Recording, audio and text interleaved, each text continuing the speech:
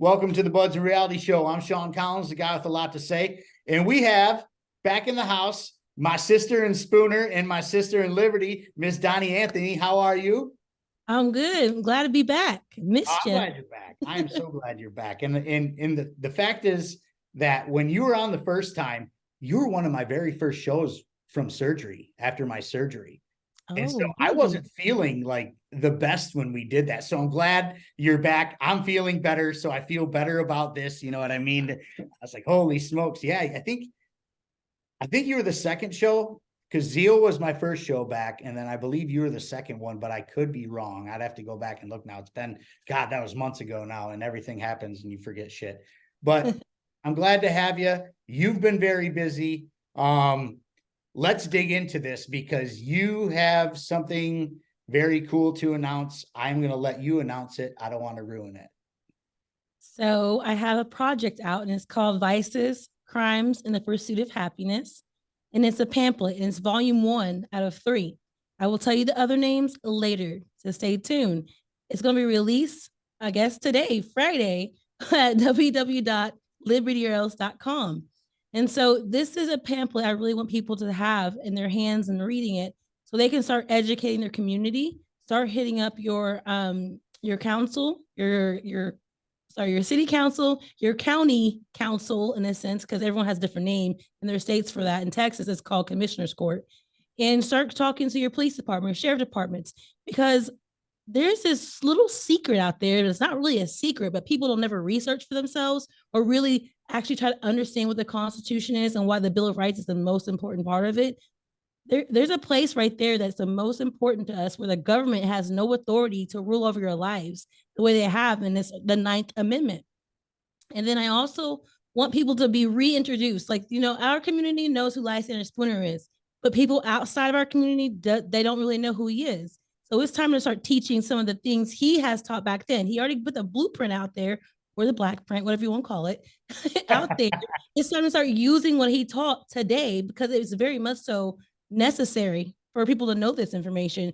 And so that's where the vices, crimes, and pursuit of happiness comes in, because there needs to be a distinction between what an actual vice is and a crime. Because most people are peaceful. Most people don't go and loot and burn things. Most people are not pedophiles. So the government has to create criminals, make a law, make someone a criminal if they go against it. So my whole thing is most people aren't criminals, and people, y'all gotta start standing up for your neighbors and your friends when you see the government extorting them and trying to make them a criminal when it's simply advice. Absolutely. And the fact of the matter is, they put crimes on vices because, and this is a fact, and people don't have to like it, but I'm going to say it because I don't care. I say what I say, and that's that. The government makes vices crimes because they can't tax them. That's a big part of it. Yeah. No ifs, ands, or buts about it. Think about it. Gambling, prostitution, cockfighting per se. We'll get into that in a minute. Cockfighting, so funny. I can't help it when I say it. It like makes me. Anyhow, I'm a 43-year-old child, ladies and gentlemen. But it's one of those things where if they can't get their hands on the money for something, they don't want you to have it or do it, period. And that, same thing with drugs. Same thing with drugs or selling them or having them or whatever, and he brought up Spooner. Spooner actually did some writing about vices are not crimes. Right. It's called Vices Are Not Crimes. Yeah. So Spooner heavily influenced what I wrote with the whole vices and the crime piece of what I wrote. And it's interesting. It's very simple concept. Vices are when you harm yourself or your property, and crimes are when you harm someone else or their property. And that has to be distinguished here moving forward, because how much longer are we going to let people who are pedophiles themselves, in a sense, ruling over us, decide what our moral values are supposed to be and how we're supposed to act? You're right about the money. I think that was the number one. You hit on that perfect with that, because marijuana, now, okay, it's legal in a lot of states, and then now they're making their money off of it, where they probably weren't making hardly anything, if anything, off of it before, because it was privatized as someone's own personal thing. So the second part of it is control. So if I cannot just, persuade you and tell you, hey, you should live your life the way I think you should, well, let me just make it a law. We run to the government, make it a law, and then the law is going to be enforced on you with a threat of you possibly dying. If someone creates a law, knowing good and well, are you willing for that person to die if they don't follow that law? Because what you're doing is when you make it a law, you're willing to say, I'm willing to kill someone for this law. Well, I mean, and that's exactly how it goes. Most negative police interactions start with something stupid, a la George Floyd, who was selling loose cigarettes. What was he doing wrong? Nothing. But did he, and he had to die for that. Like, they killed him for selling loose cigarettes. Honestly, like, what in the actual fuck? And this is what they do on the daily. The state is evil as they come. It's one of those entities that will, if you don't conform to whatever they're spitting, whether it be selling loose cigarettes, having an air freshener dangling in your window, and because that's illegal too in some states. It used to be, you can't have like a pine air freshener hanging from your rear view mirror. You know what I mean? You can get in trouble for that. Stuff like tinted windows, cops will pull you over. And then if you even say an inkling about it, they'll drag you out of your car and beat your ass or kill you or take you to jail or whatever. This is what they do on a daily basis. I'm no back the blue guy. I have my own personal reasons for that. We talked about that on one of the last shows, but the fact of the matter is that we have a book of laws that reaches coast to coast, man. We're talking Atlantic to the Pacific and back. When the book of laws should be about this thick, dude, a couple pieces of paper, honestly. Right. And they do this on purpose. They sure do. And something, I wanted to highlight this because history repeats itself, or it's just like a rhythm. It keeps going, and people forget because they're not really taught real history. They're not putting civics and tying up what's going on with the government at that time and why certain rules and laws came into play. So I bring that up in the pamphlet as well. A little story time in the beginning. It's interesting because a lot of people say, oh, the Constitution, we just got to keep the Constitution. We got to have it. We got to have it because that's what protects our rights. The Constitution was actually just formed to create the centralized government. There was no Bill of Rights attached to it. The Constitution was illegally ratified on September 17th of 1787. It didn't have all this required states to do it. It had to have all states on there. It was missing 3 states. So they did that. And then December 15th of 1791 is when the Bill of Rights came afterwards. And it's interesting going back and looking at this because right after the Bill of Rights is attached, the state of Pennsylvania, you wouldn't believe it. Pennsylvania, the whole going with the Revolutionary War, Declaration of Independence, like that was a big thing for Pennsylvania. They're one of the first people to start creating laws at the state level for vices and immorality. And I highlight that in the pamphlet so y'all can see that because people think, oh, back in the day, there was freedom. Now there's less freedom. Like there wasn't freedom back then either. It's just that we just assume that we're taught so that people can still wave the American flag and say I'm a patriot and I love our freedoms in this country. Other countries have it worse than us. I want my God-given rights. I want my free will. I don't want no man telling me what I can and can't do. I have to pay for if I'm not harming another person, I'll pay for it when I die. It's not up to man to be my judge and executioner. Amen to that. Amen to that. And, we live in a society right now where government controls everything. Every single thing. All of it. But it goes deeper than that. They do whatever the banks tell them to do. It goes way deeper than that. And I don't want to, go down that rabbit hole right now. But the fact of the matter is these people are puppets to the banking cartels at the end of the day. But when it comes to making laws, they're the ones who are in charge, and they're always working on a new bill or a new law. And it's all by design to keep us under control per se. And we aren't necessarily meant to be controlled. We are human beings. Right. We were put on this earth to flourish, to thrive, to to love and to live. This is our purpose as human beings, to love God, if you believe in that. Okay. The government wants to stop you from doing all those things. Right. They want you, they don't even want you leaving your house at the end of the day.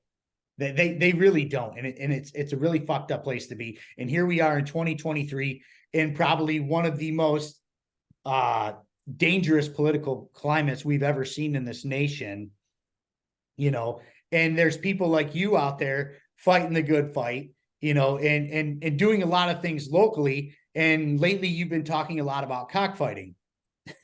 I'm sorry, you guys, but you know, chicken fighting. We'll have to call it chicken fighting, or I'm going to lose my mind laughing. But or you can just call it a feather duel, a feather duel, something of those sorts. We're going to call it cockfighting, whatever. But you know, they want so much control that they want to make laws to protect chickens that you're going to eat anyways. You're going to eat them. We eat chickens all the time. I had chicken today. I'm going to have chicken again tonight. Like, we eat them all day, 24/7, every day. And you're going to make laws about cockfighting. Are you kidding me? But check this out. I literally just made some bomb air fried chicken drumsticks the other day. It was so good. Oh my, it was so crispy on the outside and it was just juicy on the inside. And then I got it at a Save a Lot store. It was like 14 pieces in there. And there were big fat ones too, for $6 and some change. Damn. You can't get chicken for that price here in Michigan. It's everything's inflated here at the moment. It's everywhere, but it's fucked up here, seriously. But like, that's a good point you're making there, because here's the thing: when they create these laws to regulate, and this is not just about cockfighting, this is about the whole farming industry, the rural industry, everything. When they keep creating these laws to make it harder for these people to farm the way they know how to farm, they know what they're doing. They're the ones who know what they're doing. But when they make these laws, your foods get more expensive because they have to change and adjust things to how the government is regulating all that. And then I don't know if you've are familiar with the EATS Act they're trying to pass in Congress right now, but that is to fight off basically Proposition 12 in California, telling farmers how they can how they're supposed to do their farming with their animals. That has to do with pork, has to do with hens. And so if California says you guys can't transport any of your meat in our state if you guys do not follow our rules on how you're supposed to farm, the EATS Act is supposed to make sure the states have their rights, their farmers to farm the way they want to in their states, and California can't dictate that. So this more than just inflation and why y'all foods get more expensive. You got people in these AR groups who are going and lobbying against your rights. They are, and a lot of this is tied into veganism, not veganism as a diet, but as a religion in a sense. When you are telling other people that you're murdering, you're a killer if you eat meat, or if you're that's child abuse if you're feeding your child meat. That is a whole belief system that when they go to Congress, they're legislating someone else's beliefs against us. And my thing is, what happened to the First Amendment, the Establishment Clause? The government's not supposed to pick a religion over the other or establish one for themselves. But clearly the government's decided they're going to be environmentalists, veganisms, and they're going to legislate your values to what they had to say or else. You just kind of said something to me that struck me big time. The government is interfering with the way farmers do their fucking jobs. What do farmers do? They feed us. They feed the populace. They feed America. Mm-hmm. Why does the government need to be intervening with the way they feed us? Now, I understand if they're like putting chemicals in the food of their, you know, of the livestock that they're trying to feed us, because that'd be fucked up, you know? Right. But why is Monsanto okay then? Why is Monsanto okay to kill crops or to grow crops or whatever it may be? Monsanto is Bayer aspirin and Roundup. Roundup is a weed killer. So when the Monsanto farms come into play and they do their thing, a lot of the other farmers' stuff that, you know, don't use those products, they die because they're killing the soil. You know, if I'm saying that correctly, I might not be saying that correctly, but I'm sure y'all get the idea. But the fact that the United States government is interfering with farming is very dangerous, because that's who feeds America, the farmers. Right. And then check this out. You know, maybe you're like, okay, price is a little high. Let me go get my own chickens and put in my backyard. Since you were not affected previously by these laws and these regulations, now you're going to get stuck with city ordinances telling you can't have chickens, or they can tell you how many chickens you can have in your backyard if you want to do it that way. The whole thing is going on is propaganda. Propaganda. These animals feel, they have feelings, they have compassion. We got to have compassion for the animals. So if you're going to eat them, slaughter them humanely. And no one gave a darn about how animals were slaughtered or any of that before. And now all of a sudden these groups have been putting all this propaganda out, showing pigs and chickens and like, look, they can't even walk around. They're in cages. Do they understand that chickens have a pecking order? So they're not if they're out there roaming around, there is a hierarchy on who is the boss and who isn't. There goes for the hens. They have a pecking order. Now, when it comes to the male roosters, it depends on what breed they are. But you don't have very many roosters on a farm, and then they're just running around. They had to be separated. Right. So it's just interesting, like how public opinion is changing off because of propaganda. Is changing laws, but yet public opinion doesn't even know anything about farming at all themselves. Public opinion doesn't belong in any type of law, period. I don't care if it's cockfighting or, gay rights or trans rights or any shit like that. Public opinion has no business being in our laws. Opinions are like assholes. We all have one and they stink, all of them. And that's a pretty shitty analogy. Sorry, I crack myself up sometimes. But you're right though. Everyone has an opinion and people don't know what they're talking about. Like, look at Twitter. When I feel like a lot of libertarians are very well read and they do a lot of research and know a lot of things. When you look at the left and the right, there's probably people who are well read on both of those sides too. I'm not going to take that from them, but a lot of them just go off what they've been told. Right. And they just go off of that. And then so they say, oh, well, my favorite public figure told me this, so you're wrong. I'm like, well, or they say, oh, well, show me some evidence. For me, if I don't know something, I go look it up myself. I don't have to tell you to show me evidence. And the only time I'll tell you that is if I already know and I want to see what kind of bullcrap you're going to show as your proof. Most of these people don't even do any research. They haven't read anything. Hell, they haven't even read past the first two amendments, and they still don't comprehend those two. Right. I learned a lesson on arguing with people in social media. Unless somebody says something like quite snarky that I think's funny, or, even if it's like somebody said something snarky to me on the internet today, and it was pretty good. I had to give them kudos for that. I was like, that's pretty fucking funny, but you're still an idiot. You know what I mean? But it was funny the way they said it. And I'll give credit where credit's due. But like, when it comes to people on the internet, right off the rip, anybody who like actually looks into things and does research and looks at things from all angles will see somebody who's just spewing off, CNN or Fox News propaganda. You see it right off the rip. And I won't entertain that because they're gone. You're not going to change them. They're gone. Right. They have to want to change themselves first before they want to change. You can't really force it on people to change and want to be educated. That's what the government banks on. They bank on being able to rule over people because they're ignorant. It's easy to rule over people who are ignorant than there are people who are intelligent enough to say, I don't think so. All I keep telling people is read books. Read the books, man, and you will learn what you need to learn. And sometimes, like, I tell people this all the time, as a former neoconservative, hardcore Republican, Bush supporter, which Bush is the one who radicalized me. This is his fault. This is his fault that I've been saying this on my show for weeks now. It's Bush's fault that I become a libertarian. And then the COVID response was what made me an anarchist. But I just totally had a brain fart. But like, here's the thing. The government shouldn't be involved with everyday ordeals. Right. So, and this is what they're trying to do right now, like intervening with the farmers. That's insane because that's our food, You got to check this out, bud. These people who are lobbying, each company bring in hundreds of millions of dollars a year. They have the money to do it. You think farmers got time? Well, first of all, have time to go and fight them. Two, have that kind of money to go fight them? They don't. If you guys go to places like opensource.com, you can look and see where your politicians are getting their money from. And then you start looking at what bills they're passing. And in my opinion, that's bribery. Based off what I read, that is a crime.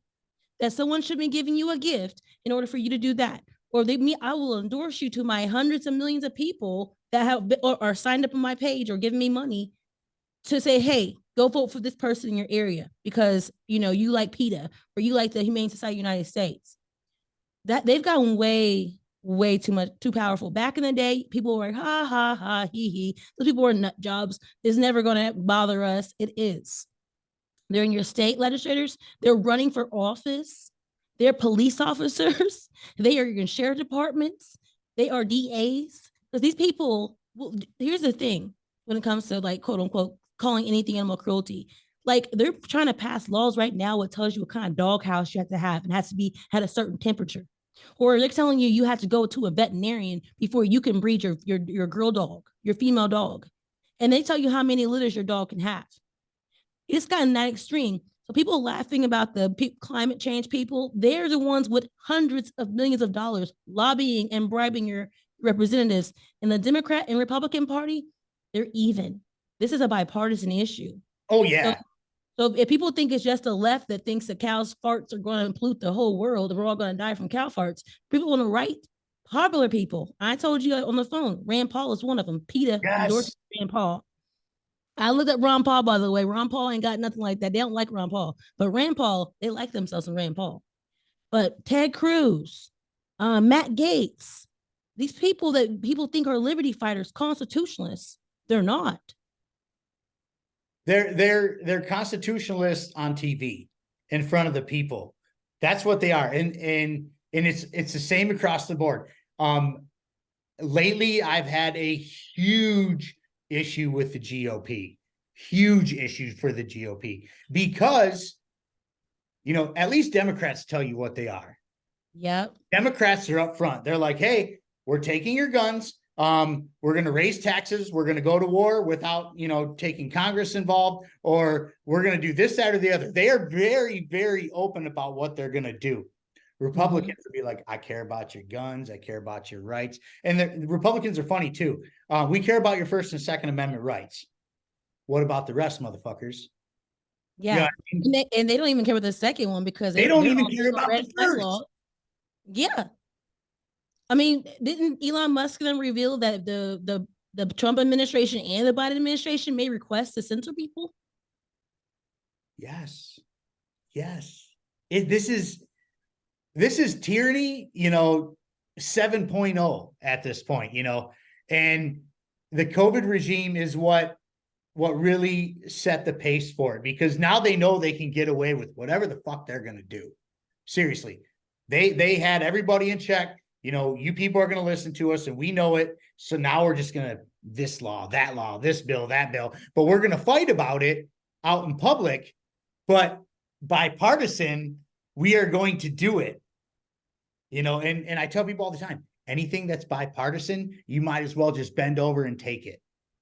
That's what bipartisan means, but let's get into vices, because, this is vices, crimes, and the pursuit of happiness. There's another vice out there, which is prostitution. Okay. A lot of people think it's bad, whatever. Some people think it's great, whatever. I don't feel any type of way about it. It's none of my business, right. But what I do know is that a woman can get paid $5,000 a day to get banged out on camera. Yeah. And that's perfectly legal. But some lady can't charge $200 per trick in a hotel room. Why? Because the government can get their grimy dick beaters on the money. Like I said, it's all taxation. But how is it a crime if it's a vice? So what? Somebody wants to get their rocks off. Are they cheating on their wife? Probably. Is it anybody's business? No. So how is that a crime? I mean, these people who want to force their moral beliefs on us. I mean, adultery used to be a crime, right? So do they want to bring it back? Like, this is slippery slope. When do we stop? It's too much. And so I'm happy you brought up the whole prostitution thing. Because remember in the Bible, there was a story of the woman who committed adultery. And then Jesus said, those who haven't sinned cast the first stones, and they couldn't do it. And Jesus didn't go run to the government to tell her to not do it anymore. He told her not to sin anymore. So who are these Christians, or who are these people with such a high moral compass who thinks they're better than Jesus? Right. And the Bible does speak of free will. And this is my thing about abortion too. It's disgusting in my eyes. I think it's disgusting and vile, and it is murder. But because I'm a man, I'm a he, him, or whatever the fuck you want to call me, it's not my place to tell a woman what to do. And what it boils down to is that she's going to have to take that sin up with God. That was her free will to do that. I don't have to agree with it, but that was her free will to do that. And she's going to have to take that up with the man upstairs. I think my biggest issue when it comes to the abortion piece is the fact that it is actually a eugenics thing. It is to depopulate, and it's supposed to get rid of the undesireds, the Black population, poor people, and people with disabilities. And the fact that this is a business basically the government wants here, is a tool for the government and their evil. I feel like people should honestly think about it. If you hate the government, then we should rebel against what their agenda is, what they're trying to do, regardless if you think that abortions are right or wrong. I mean, for me, it is, I get it. There's been people who've had it, they made a mistake, they regret it. They're not out there flaunting that they've done it or anything like that. But when they're throwing it in people's face and people are out there screaming, I've had 6 abortions and all this stuff, it's like, what is there to glorify about that? And here's my thing. Honestly, abortion wouldn't even be a topic, really, like I said, if the government wasn't funding it in the first place. They weren't paying Planned Parenthood. Like, libertarianism, like it's okay if you believe in abortion or not, right? Because we're not paying for your abortion, no. So you're going to have to come out of your own pocket. It's going to get very expensive, and people will change on their own. That's right. And Republicans, by the way, if you're listening, I don't want to ruin it for you, but just go Google and look up how much money the Republican Party funnels to Planned Parenthood. You'd be surprised. I mean, quite a few Republican presidents are part of the whole World Population Fund. They were sending money to other countries, so they'll kill off their babies and have lower population. Nixon, Ronald Reagan, the Bush. The only one who didn't do it was Trump. He actually took the funding away, and Biden put it back.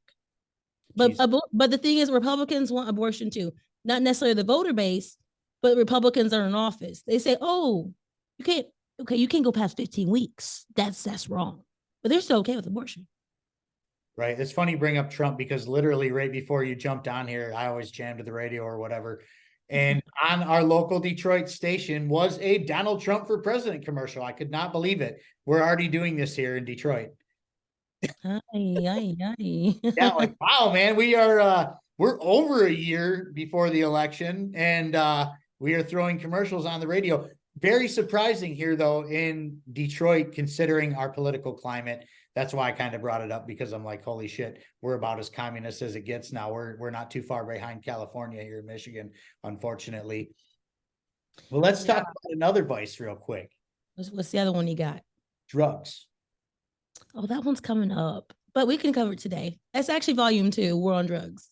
Right. Well, no, I don't want to necessarily talk about the war on drugs. I want to talk about how they handle it in general, because, it's illegal to have drugs. It's illegal to buy drugs. You can't possess them. You can't do anything. Possession laws are trash, by the way, because what the hell has somebody done just by possessing something? But anyways, now it's illegal to have methamphetamines. It's illegal to have cocaine, crack, whatever. But doctors can prescribe it to children. Yeah. To children. Yeah. Children can have methamphetamines. We're talking Adderall. We're talking Ritalin. That's all meth. So it's okay if they sell it, but if you're selling it, it's a problem. But you know what, though? That comes back to what you said, though. Money. Yes. But how is that in regulating it, control. It's exactly what it is. But it's absurd in the hypocrisy that comes along with it. Prostitution, drugs, now and then prohibition. Oh my God. Mm-hmm. Like that ever worked ever. I think things get worse during prohibition, really. Yeah, when people are like making it in their toilets and stuff. Here, bang this dope up that I just pulled out of my toilet, dude. No, Right. crazy. Here's the Like, thing though. Think about it. You know, the government's telling you, I'm telling you what you can and what you cannot consume. And you're telling me we live in a free country. You cannot eat something. You cannot put something in your nose. You can't inject yourself with something without the government giving you permission to. And if you decide to consume it anyways, we're going to throw you away. And that's what really bothers me because I sat there and watched Hunter Biden smoking some crack, weighing his crack on a scale, and he ain't spent no time in prison or jail for it. So if it's okay for Hunter Biden to do it, then why are all these black men? Here's my other issue. You want to talk about fatherless homes, Republicans? You got your little black faces up there talking about fatherless homes, this and that. Why don't they talk about the fact that the state created the problem in the first place by making things like that illegal? People trying to make money and find opportunities when they were being oppressed during certain time periods. And then therefore, then you're locking them up. So, and if you're man, if you want to live in a Section 8 area, then you cannot have a man there because you'll have too much money together. They want to control you. They want to keep you impoverished. They want you to still need them. So whenever I hear anyone else talk about the whole fatherless homes or whatever, you talk about what the state did. And if you want to start tackling the problem, start taking the state out of your family's household, out of your body, like out of your plate where you're trying to eat, what you're trying to drink. It's none of their business. And as long as I'm not hurting someone else or hurting their property, then leave me alone. It has to be that simple. it should be that simple, but it's not. And the fact of the matter is, the government does not belong in your home. They don't belong in your pocket. They don't belong in your schools. They don't belong in your bedroom. They don't belong in your doctor's office. They don't belong in your fucking car. They don't belong anywhere. But here they are in all those places, right in your face all the time. You forgot one. Which one? Oh, yeah, in your head too. Rent free too, man. Rent free. And we're all guilty of that because here we are on this show bitching about these fucking tyrants, man. You know why the head is so important, right? Because they like to say, well, if they're doing drugs, then they're most likely going to start robbing and killing people.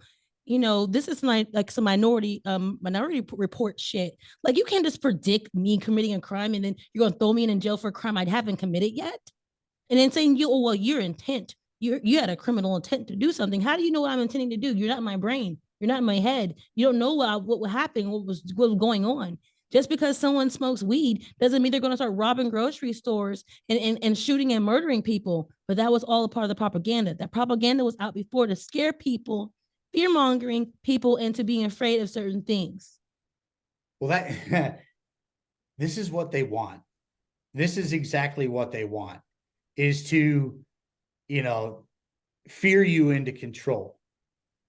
This is their MO, and it's been blatantly obvious over the past almost 4 years now.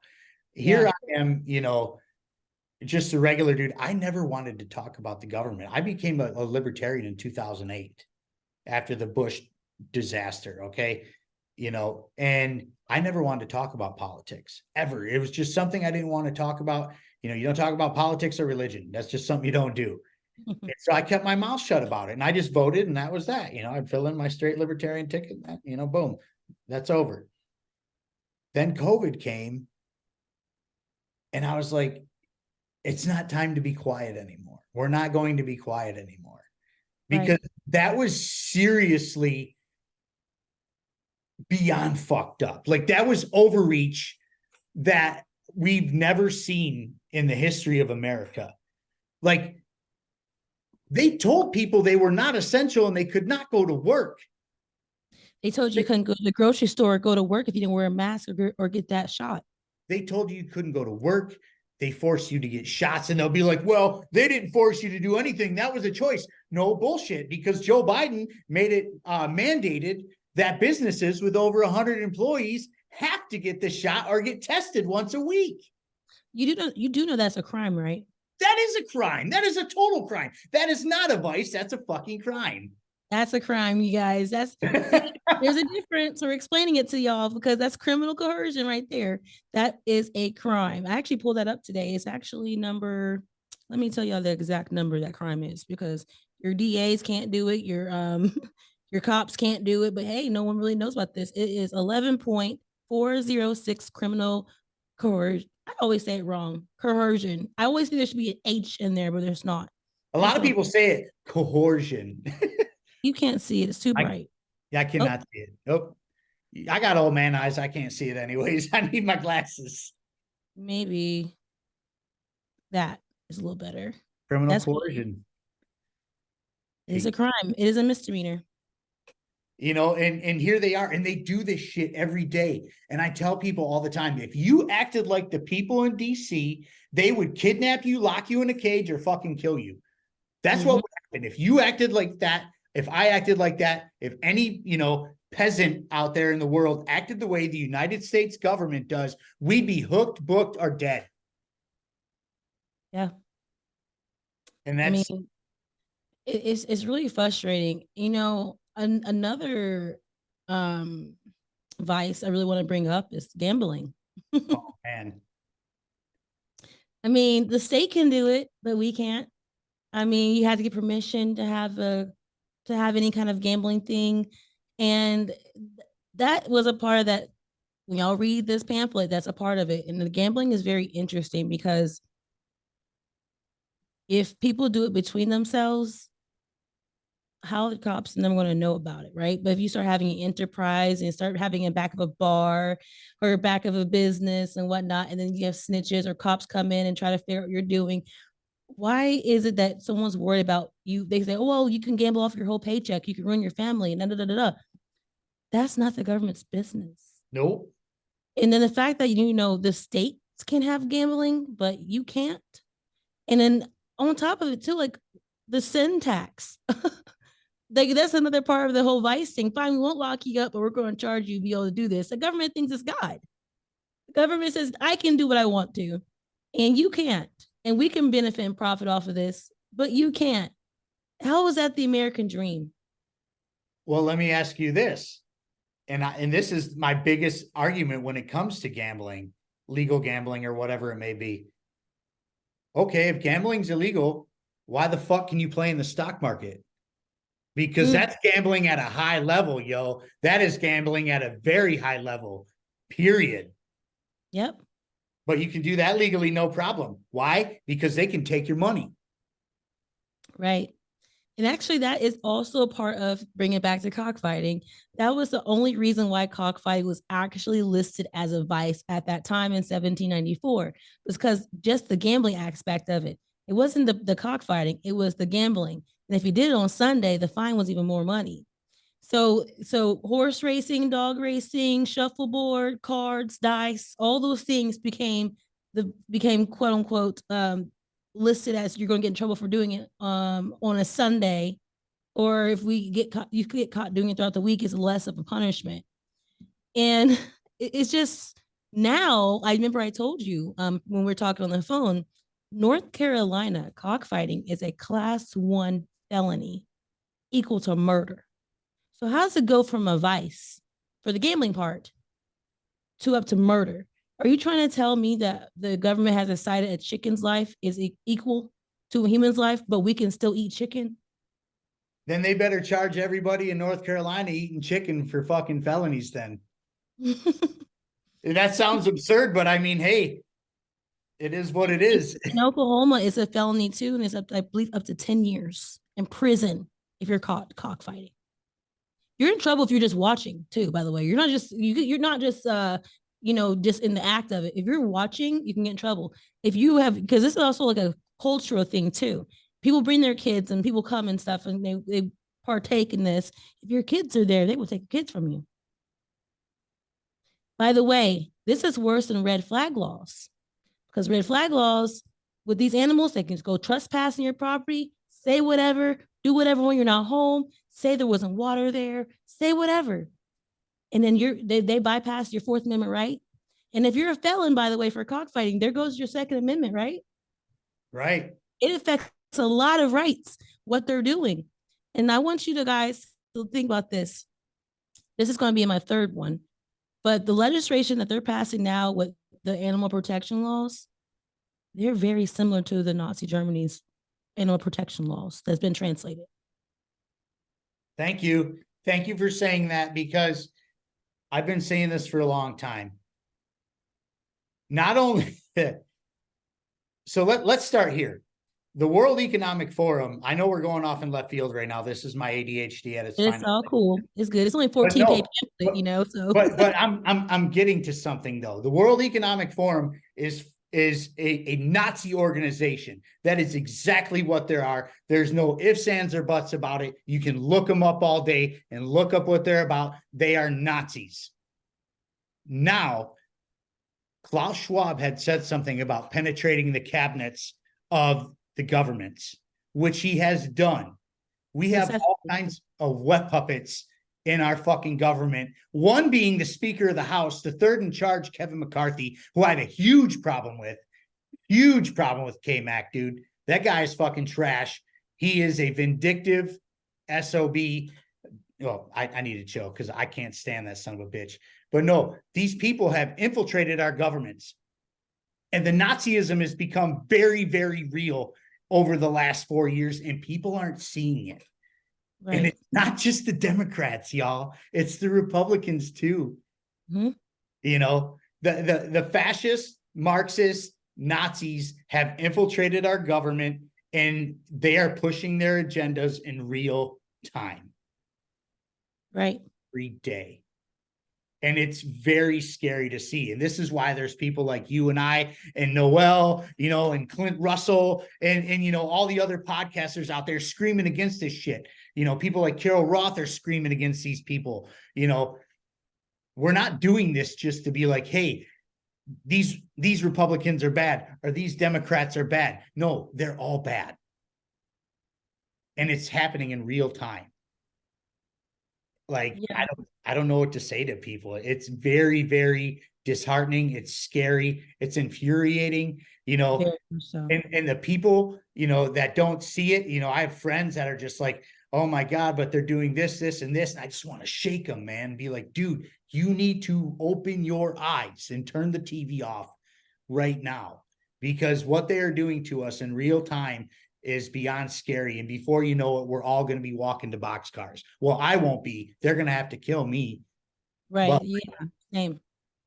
And you know, it's interesting too. It's like when you read some of the quotes that the Nazis said, and listen to what people are saying today, how can you not understand what's going on here? Vivisection was very huge in the Jewish community over there, and they didn't like it. They also didn't like their I guess, what's that called when they slit the throat of the animal, part of their religious thing? Oh, sacrifice, animal sacrifice. Okay. There's an actual name for it, but I can't remember what it's called at the moment. But what happened is the Nazis vilified them for their practice, their religious practice, for their medical work, what they're doing, vilified them so they could oppress them. So they instantly, within 2 months of them getting in 1933, they created these laws. And they said, if you were to break these laws, hurt animal in necessarily some way, we're sending you to a concentration camp. And the other thing is very interesting to me too is, like, remember that bill I told you about in Texas? If you ever been convicted of animal cruelty, you never own an animal again. Yes, it's in the same legislation from Nazi Germany. But here's the crazy part: at least in Nazi Germany, they said if you had to have done it multiple times, or you had to have they probably didn't follow that though. But you had to have done it multiple times, and you may have a chance to be able to own animals again. Texas, you can never own an animal again or live with someone as an animal. People not see what's going on, and that was introduced by Republican in Texas. And so this is really spooky. I gotta send you a link. There's a new documentary that came out like 2 months ago, covering basically all that stuff I told you about. How they were worshiping the animals in a sense, and the animals were treated better than the Jewish people. So if you look at them vilifying cockfighting, and how they're talking about these people, they call them barbaric, they call them trash, redneck, and now they're actually calling them KKK members now as well, vilifying these group of people, and they're willing to kill them over a chicken, throw them in a cage over a chicken. These birds, the birds, the game fowls, their natural instinct is to fight anyways. Right. So people want to wager on it, gentlemen wager on it, and entertain themselves. That's what they do. But here's the thing: they have these farms. They're taking care of those animals. Your animal can't win if you're not taking care of it. They have to medicate it. They feed them every single day, hundreds of chickens on farms. And then they have to separate the males when they get to a particular age, or they're going to kill each other. So if farmers really wanted to have their chickens all kill each other, they just have them have a bloodbath every day, just running around, mature roosters fighting and killing each other. But that's not how it really happens. Propaganda, the Nazis had propaganda too, with their talking points, with their posters, with their ads. They had a Nazi person saving freaking cats and stuff. Same thing PETA and them are doing. So people got to realize this. And here's another thing that's crazy to me. Some people say, well, some Jewish people are animal rights people or support veganism. Well, hell, some Black people support freaking gun laws and all that stuff too. But that doesn't mean that it isn't that it didn't happen. It's not happening again. Because the Black folks could have a gun or a club to protect themselves from the KKK back then, because local laws, Black code laws, said you couldn't have it. But just because they're Black and they're saying, oh, well, yeah, y'all should give your guns up. They're probably a freaking Fed anyways, or dumb. Right. Right. Like Al Sharpton. Did you say Al Sharpton was a Fed? Yeah. You didn't know that? That's You didn't, yo, he got called out for being an informant. That's awesome. Just hear that come out of your mouth. Oh my God. That's the first time I've ever heard somebody say that. They call me the Don for a reason. I've thought I've had my reservations about him for a while, but I don't ever say anything. And to be quite frank, because of my color of my skin, I don't want to say too much against Black people, so I don't get canceled. You know what I mean? I don't want to get canceled, but I've had. But it's true though. But it's true. Like you have Black folks who will sit there and repeat history like idiots and say stuff like, "Oh no, take our guns away. Let the government only have them." Like I thought you said the government was systematically racist. Why would you want them to be the only ones having guns?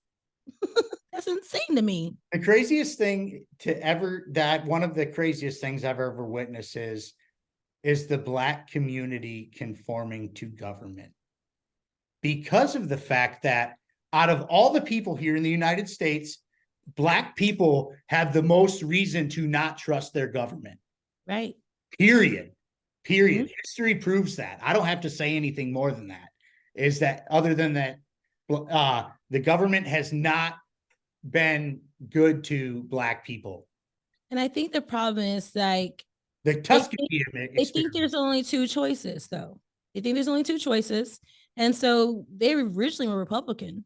When the Republicans ditched them, the Lily White movement was to get the Black people out of the party so they couldn't have any vote, no power over the white man. And they started catering to the Dixie, you know what I'm talking about, the freaking Dixiecrats, whatever they're called. And then the Democrats like, hey, come on over here. We're gonna help you and take care of you. We're gonna get y'all some justice, and we're gonna do prison reform. We're gonna do all this stuff. The problem is, like, basically, like they haven't really had nowhere to go between the two. And hey, they've been Democrat for a long time, but they really ain't gonna go Republican. That's why libertarianism has to start going on and having discussions in urban areas so they can realize, wait a minute, I can prosper with my business and being an entrepreneur, because entrepreneurship is big in the Black community. With libertarianism, you're not going to get that with authoritarianism, what these other two parties are. You're not just going, it's not going to happen. And if you want to run your own business, say, I can't afford to rent out a place to have a hair salon, but I can start off in my house. There's laws that say you can't do that in certain areas. Right. So we have to start educating them on the other option. Locally, we can start doing that. But the thing is, Republicans sit there and say, oh, look, they're so mad at Biden. They're down 17% for the Black vote. Oh, look, they're coming to the Republican Party. No, they're not going to the Republican Party. They're not voting for nobody. But I would like for them to come over and start voting Libertarian. This is something I want to start harping on. I really thought about this the other day, and I kind of tweeted about it. In 2020, there was 101 million people that did not vote, which is actually a majority. A majority of America did not vote in 2020. Now, I think we need to start reaching out to those people. Yes. Rather than, because, we're in small increments, we'll be able to pull people from the Republican and Democrat Party. in small increments. But a lot of those people are too far gone. They're not coming over here. It's not happening. The media has already told them that we're radical violent movement, that we're just, Republicans, who like to smoke weed, or Democrats that like guns, or whatever it may be. We're extremists, anarchists, whatever, because the media has bastardized the word anarchy. Anarchy are very peaceful people that want to shine. They don't want to be controlled. Right. No ruler. No ruler. It's not about no rules. It's not about, a bunch of chaos and all that. As a matter of fact, Murray Rothbard talked about it For a New Liberty, his Libertarian Manifesto. I don't know if you ever read that, but if you haven't, you really, really should. You'd enjoy that a lot. I believe I have a copy. I haven't gotten to it yet. It's a long read. I believe it's somewhere around 400 pages or three something. It's a big book, but I read that when I was sick. I had time. Well, it's actually smaller than Harry Potter, so that'd be good. but he talks about 17th century Ireland in that book, which happened to be a stateless society. A stateless society is an anarchist society. This went on for 1,000 years. Okay. 1,000 years with no state. And they didn't have police, but they had people, like just regular people, called the Tuas or the Tuath or something like that. I can't remember the name offhand, but they were people who understood the laws of the land and natural rights. And so when people got out of order, the people policed themselves, and they also had like their own courts kind of, and a jury. I can't remember what they called the jury offhand, but they had a name for it. And that's how they did it. And it worked until England came in, of course. We all know what England does to everything. They did it here in America too. But it took England 200 years, or almost 2 centuries, to take over Ireland. Why is that? Because there was no governments to make deals with the other government. And those people just fought and fought. And I understand that 17th century times, and, it's a lot different with all the technologies and stuff, but it worked back then. And to be honest, times were much harder back then because they didn't have technologies and stuff like that. Right. Now it's like if somebody were coming to attack us or whatever, we'd know. We have things in the sky that see shit. They didn't know when England was coming. Mm-hmm. I mean, it just kind of happened, and they had to deal with it accordingly. Right. And so I know a stateless society is a very hard sell to a lot of people. And so that's why I appreciate libertarianism, because it's very minimal state. Right. But that's just, it's kind of where we're at. And I would love to see a situation where, we get there where people want liberty, kind of like what they're doing in Argentina right now. I'll probably be talking about Argentina a lot. Javier Milei is doing amazing things down there. He's up by 10 points. He's going to win the presidency. He's actually an anarcho-capitalist. He's not a libertarian. I mean, he's a libertarian, but he's an anarcho-capitalist. Yeah. Which is a big deal. But it took the bottom of the country. It took a whole fallout of society for those people to get there. I was talking about it with Jack Lloyd. I'm happy you brought him up, because I've been telling people, don't worship the guy. Don't put all your eggs in the basket on the guy. But what you can do is what he's doing in your states. Argentina is bigger than every state in America, barely bigger than California. If he can do that in Argentina, we should be able to do that in each of our states. Now, it is also a coalition that they're working on, they're running with.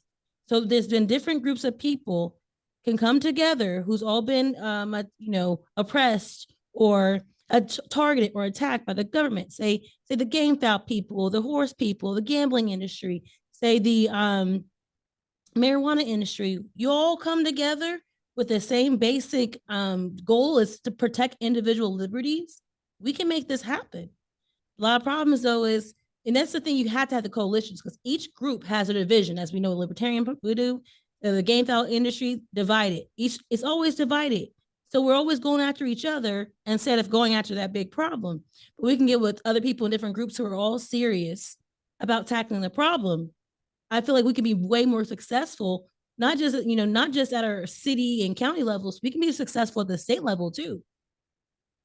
And that's where the change is actually going to have to start, is at a local level. And that's why I love what you and Jeff are doing. You and Jeff, which congratulations, by the way, you guys, I think that's very cool. It was, I don't know if he's standing there listening right now. He probably is, which I hope he does hear this. Jeff, I noticed you crushing on her like long before you guys were dating. He'd put little, inconspicuous tweets out there about you or whatever. I'm like, those two are going to end up dating. I know they are at some point. And then all of a sudden you were dating. I was like, I knew it, dude. So I really dig that. Congratulations. Thank you. Thank you. Like, honestly, he's my best friend. And I'm just so happy that, we came together, and I almost ruined it, started off, but, I think he's amazing. He's super intelligent. He keeps me from going bizarre. Not bizarre, I guess.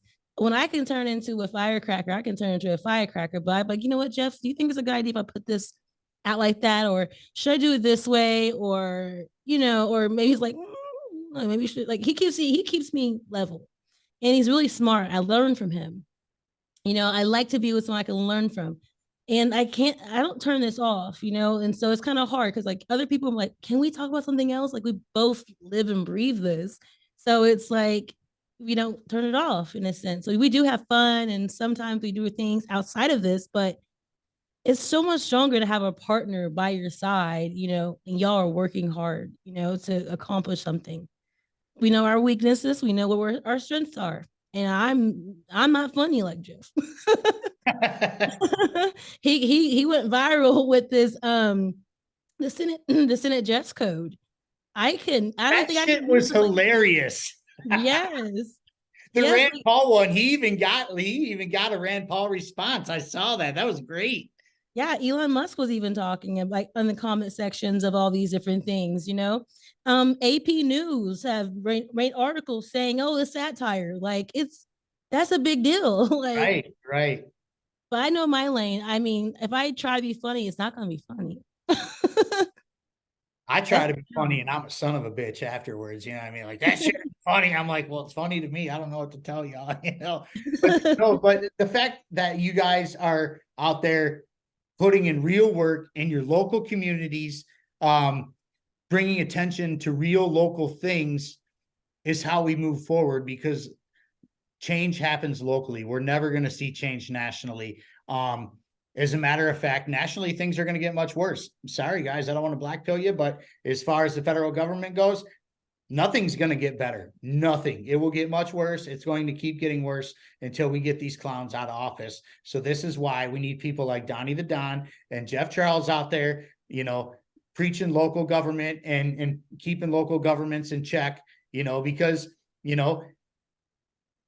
it would be a huge deal to have a libertarian mayor or a libertarian sheriff. Oh my God, a libertarian sheriff would be like a godsend, honestly, because at that point, you'll be leaving peaceful people alone. Right. That's a huge deal. And I think this is what will help with that too. I think this pamphlet will help. It's a tool for you people to go out there, read it yourself, so you can start thinking, okay, it's not a long read. And I can start going and having meetings and talking to people about this, educating people about this. When you're having regular conversation with someone and someone's like, oh my gosh, they got arrested because they were doing drugs. You can say, well, wait a minute. Why were they arrested for doing drugs? That's not an actual crime. And you can start having that dialogue and conversations and waking people up.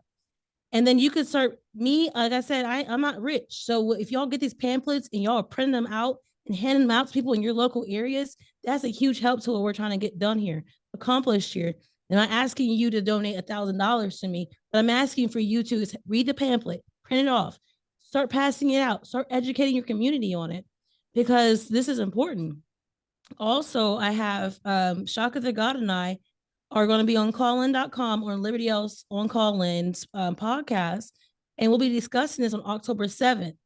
Like a verbal discussion, a deep dive into the pamphlet. So maybe like if you haven't read it yet, will want to go read it again, or people, maybe you don't know how to, maybe you're not a people person.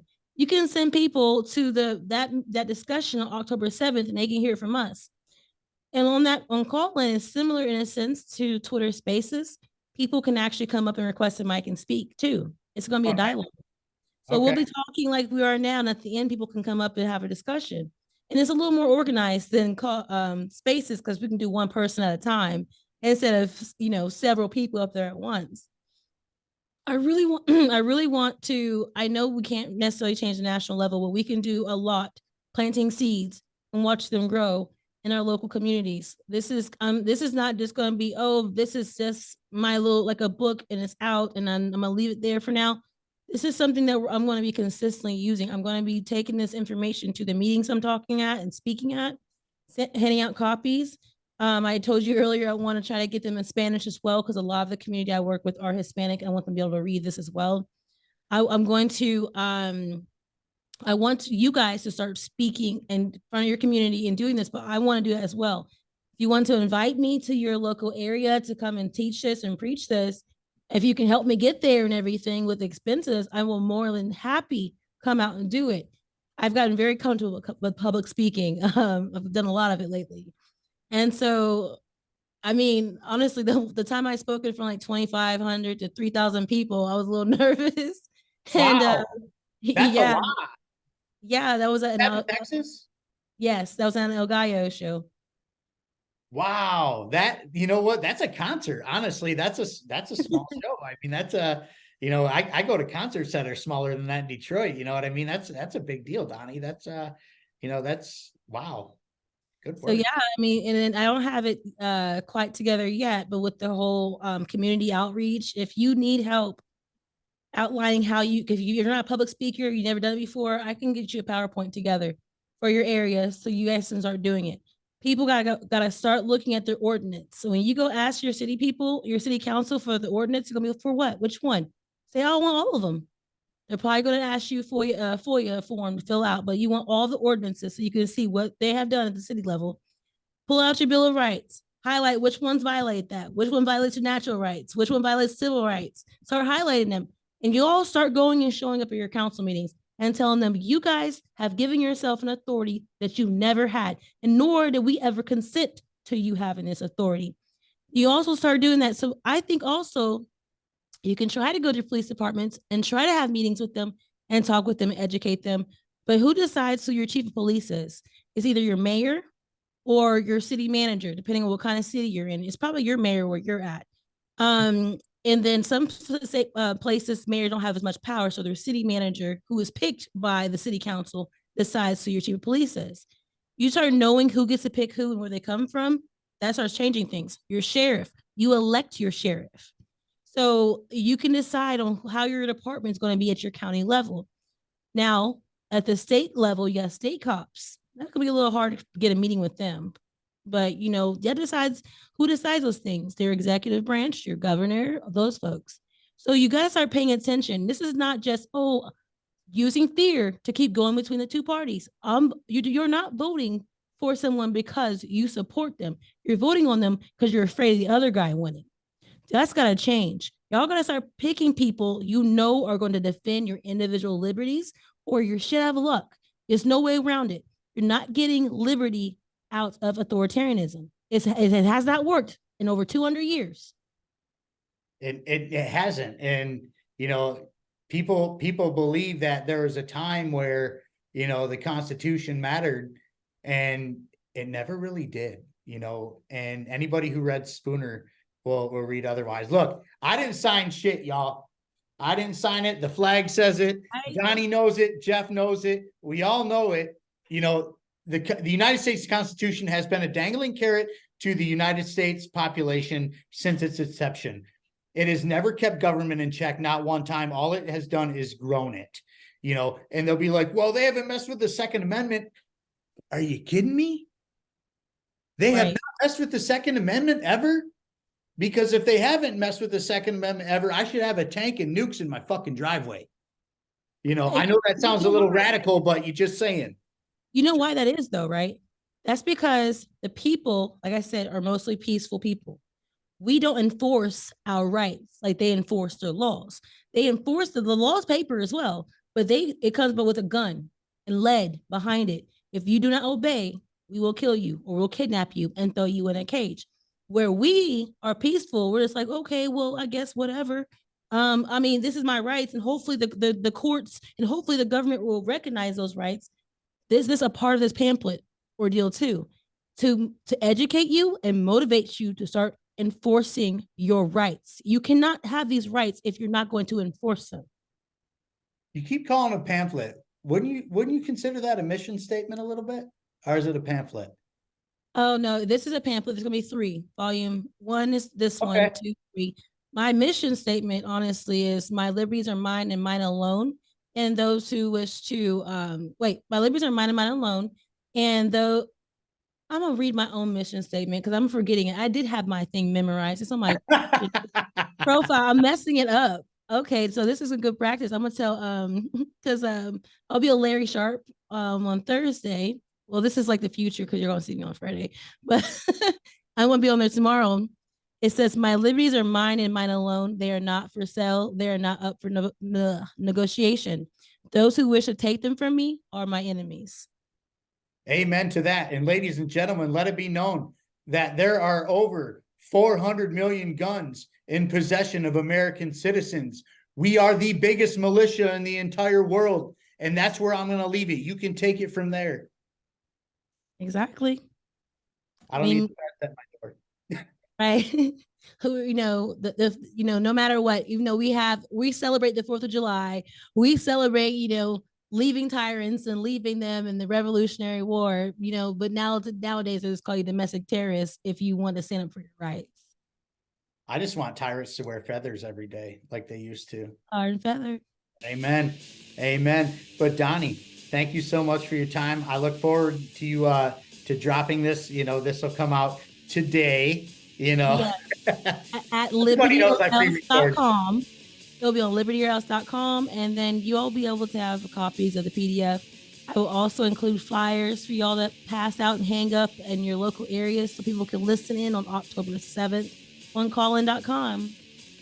Awesome. Awesome. And before we take off, I need you to be button mashers for me. You know what to do. Like, share, follow, subscribe on all things. Twitter at BudsnReality. Same goes for Facebook and Instagram. I don't have a lot of followers there because Meta hates me and they don't show anybody my things, but it's growing a little bit. But please like, share, subscribe. Check out Anarchy Wear. I've just started a working relationship with them. You can see their flag behind me. I didn't sign shit. I actually helped come up with that. And I'm actually wearing the shirt as well. Great folks. They have all kinds of gear from, subtle, cute things like, an anarchy symbol saying taxation is theft, to the guy with the rifle and the anarchy symbol saying fuck the state. However bold or not bold you want to be, this gear strikes conversations. It's not only a fashion statement, it's also bringing up conversations. My t-shirts and sweatshirts have brought up many cool conversations out in my area. I happen to live in one of the most liberal areas in the state of Michigan, hands down. It's not even close.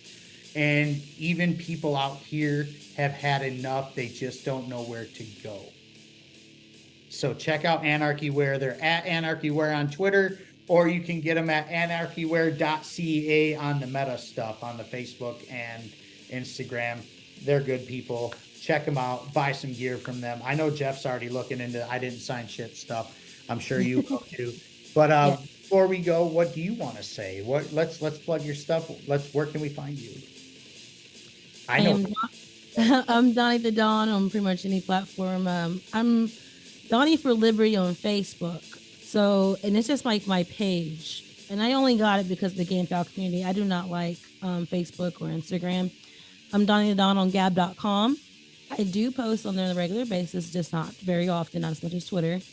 And my main thing is my website, because that's where you're going to find me. If you ever kick me off Twitter, it's my website, libertyorelse.com. Not liberty or death, libertyorelse.com. I like that better than liberty or death, because you're saying, hey, fuck around and find out. I like that a lot. That's right. I love you guys so much. This doesn't happen without you guys. Thanks for tuning in. Thanks for listening. Donnie, thanks for your time. And until next time, peace, love, and liberty. Y'all be good. Bye.